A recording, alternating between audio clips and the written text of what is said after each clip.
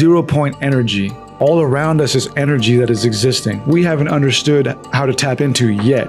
Maybe these UFOs have learned how to tap into this. If we can learn how to, with our consciousness, tap into these 0-point energies that are existing around us, we can theoretically levitate, speak to one another through telepathy. The mystics of our times have known all of this for hundreds of years. I've spoken on these ideas of meditating to the point where you can leave your body and stuff like that. Our universe is non-local, meaning that we can bend space and time. We could eventually tap into this as a fuel source and create apparatuses that could travel faster than the speed of light, even bend space and time so that we could travel from one point of the universe to another instantaneously. It's ultimately done through the science of consciousness, because what we really are is consciousness. We live in multiple dimensions, stringed together by an infinite dimension. We interface through all of those with consciousness. If we were to learn how to tap into all of that, it would be through the power of consciousness.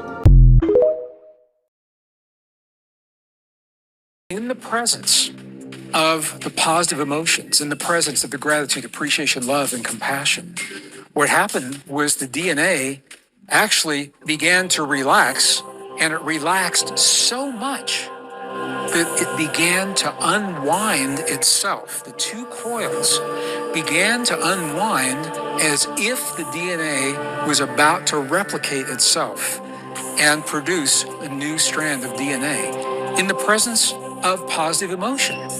All that was happening was gratitude, appreciation, care, compassion, and the DNA was responding in such a positive manner that the DNA acted, again, as if it was about to reproduce itself in a new, vitalized, healed state. So this is something that scientists were not expecting. So now we've seen the results of these two experiments. In the presence of the positive emotion, the DNA is relaxed. In the presence of negative emotions such as anger, hate, jealousy, rage, the DNA was tightened like a little knot. It coiled up very, very tightly.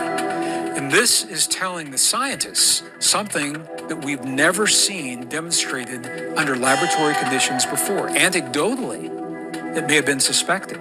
But this is the first time in a laboratory environment that we could actually see human emotion intentionally created by those trained to create very specific kinds and very specific qualities of emotion.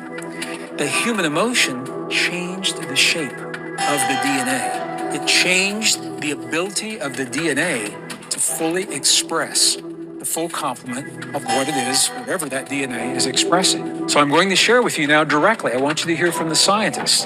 Quote, individuals trained in feelings of deep love and appreciation were able to intentionally change the shape of the DNA in their bodies. And they went on to say that human emotion produces effects which defy conventional laws of physics. Now, what are those results saying to us? It's saying that when we embrace the deepest truth, the power that is available to us, when we tap the fullest potential that we have available to us, that we are not bound by the conventional laws of physics